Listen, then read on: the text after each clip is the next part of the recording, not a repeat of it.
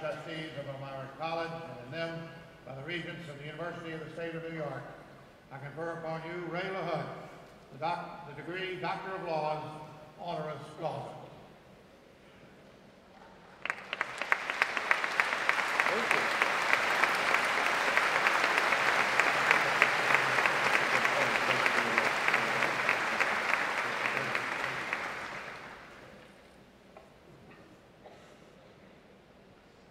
Well, I know how anxious you all are to receive your diplomas, and I know how anxious Dr. Meyer is to give them, but I wondered if they had decided not to give me one for a minute. Dr. Meyer was telling me earlier on when this college was started that back in the day, every student spoke. Everybody had something to say. And needless to say, that will not take place today, much to your joy, I'm sure of that. Let me say, first of all, congratulations. I am so happy for all of you. As the parent of 4 grown college-age adult children, to the parents and family members, let me say to all of you, soon you will have money. I know how it feels.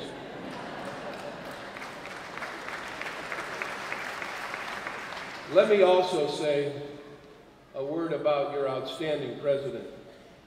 Today is the 25th commencement that Dr. Meyer is participating in. 25 years of service to Elmira College. 25 years of service to higher education.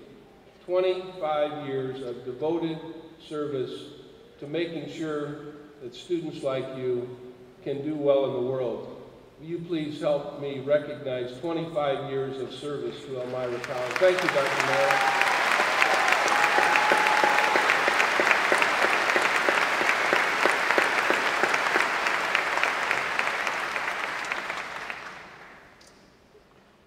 I know that Elmira may be most famous because Samuel Clemens, better known as Mark Twain, lived and worked here for 22 summers. For those of a certain age, Elmira is also renowned as the honorary hometown of a very dear friend of mine who I served with in Congress, Emil Houghton, who was one of the real outstanding legislators of this region. I could also point out that your football team has been undefeated since 1855. And here's some lesser-known historic trivia.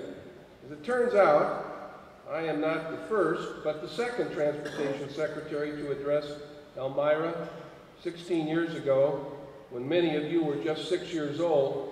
Then Secretary of Transportation Elizabeth Dole spoke to the class. She challenged the class, and I quote, to make a contribution to change and improve the world we share. It was a good summons to service then. It's a good summons to service now. And I'm honored to follow in other distinguished speakers' footsteps. Not long ago, back in Washington, I met with a 7th grade class of gifted young people from Teach for America, which I am told several of you will join this fall, and thank you for doing that. Teach for America is a great, great program. One of these 7th graders asked about my favorite books. Another asked about my favorite hobbies. Another asked if the Secretary of Transportation is the President's driver. But one of those students posed a question that really got me thinking, and that is, are people ever mean to you?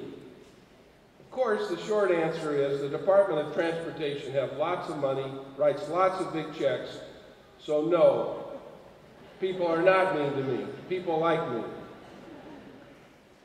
But it's revealing that even a 7th grader would ask this, and to understand why, you only need to turn on the television and listen to the talking heads disparaging public officials and each other. No one doubts that this is an age of acrimony in the United States, and certainly in politics in the United States. Yet it's worthy remembering that partisan animosity is as old as the Republic itself. Americans have been fighting about their public affairs since they first sent delegates to the Continental Congress during the 1770s. In 1776, about 300-mile horseback journey from Boston to Philadelphia, John Adams wrote, "There are deep jealousies here, ill-natured observations, incriminations take the place of reason and argument." From there, the jealousies and incriminations only got worse. The 1780s were marked by riots and rebellions in the street. In 1798, one congressman spit tobacco juice in the face of another. He responded by attacking his assailant with a pair of fire tongs, and all this happened on the House of Representatives floor. As you might expect, they were both New Englanders. And just a few years later, the sitting Vice President of the United States shot and killed the former Treasury Secretary, Alexander Hamilton, in a duel. That's one way to settle a debate over the national debt. My point is, American politics have never been for the faint of heart. What's astounding, what seems so unlikely, is not only that we've made our messy form of democracy work, but that we've made it work so well. At the close of our Constitutional Convention in 1787, someone asked Benjamin Franklin, "Well, doctor, what have we got? A republic or a monarchy?" "A republican," Franklin replied, "if we can keep it." Well, we have kept it. And through 225 centuries, we've strived and we've struggled, and we've sacrificed to make that union more perfect. So on this commencement day, as you begin writing your part of the next chapter of the American story, I ask you to think briefly about two reasons why Americans' experiment with self-government endures. One is community. It draws its meaning from the lasting importance of shared ritual and collective experience. And the other is civility. It's the idea that while we may disagree, we can still treat each other with mutual respect. What we've learned is that we can only solve our challenges if our sense of a community is as strong as our commitment to civility, to disagreeing without being disagreeable. We've learned that citizens must balance the things that make them different with the things that let them live side by side. During your years at Elmira, you've surely become a community. Graduates, look around. You came here as some 350 individuals, hailing from 35 states and 31 nations, a patchwork of faces from cultures and countries around the globe. But book-ended between you and your two candlelight ceremonies after Fearless Fridays and Survivor Saturdays, both of which were mere preparations for Senior Week. After term threes in places as near as New York City or as far away as Australia, Egypt, Italy, or South America, after days in the library and nights at the branch, after fulfilling the obligations of your ROTC commission, completing your master's in management or education, or landing a big job in a new city, or securing admissions to graduate programs overseas, after volunteering countless hours of your service to neighbors in need, a reflection of Elmira's historic standing as the nation's first college to grant credit for community service and require community service for all of its graduates, you've each earned your arrival at this great mile marker. Through your individual expertise and common endeavor, you've earned your entrance into the select community of Elmira College alumni. But even still, robust communities are not enough, no matter how vibrant they are. In a democracy, someone will always believe something different from someone else. So the second value I ask you to reflect on is civility. Sure, the word civility sounds like an antique. It sounds like something John Adams would have written in a letter from Philadelphia. What's more, the vitriol of today's public quarrel sometimes spills into our private lives, a reality that is only aggravated in our hyper-connected online world.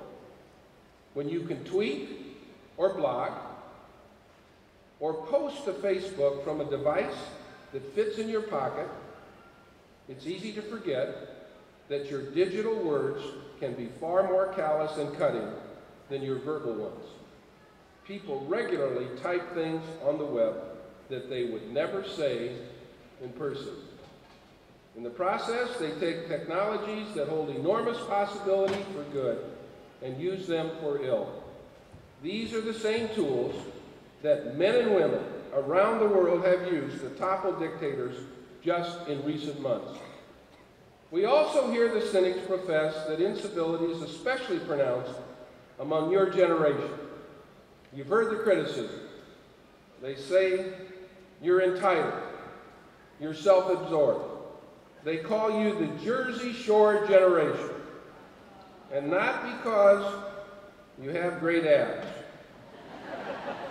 A few months back, the New York Times Magazine dedicated nearly an entire issue to the question, and I quote, "Why are so many young people in their 20s taking so long to grow up?" Well, here's the thing, class of 2011, I don't see it that way. What I see is that your generation has enormous ability to be selfless, empathetic, compassionate, and civil. You can't travel with a classmate abroad and not learn to compromise. You can't compete on the athletic field without learning to put the team's goals ahead of your own personal ambitions. You can't live together and study together and serve your neighbors together without also getting to know each other and treating each other with common courtesy. This tradition of cooperation and understanding also has been significant in my life and career. People sometimes ask me, why would you, a lifelong Republican, sign up to be a part of a Democratic administration? Easy answer, because I'm an American first, because I believe in America, because I believe that no one should turn their back on an opportunity to serve the American people, period. I accepted President Obama's invitation to serve our country because we share the conviction that common good is more important than political gain.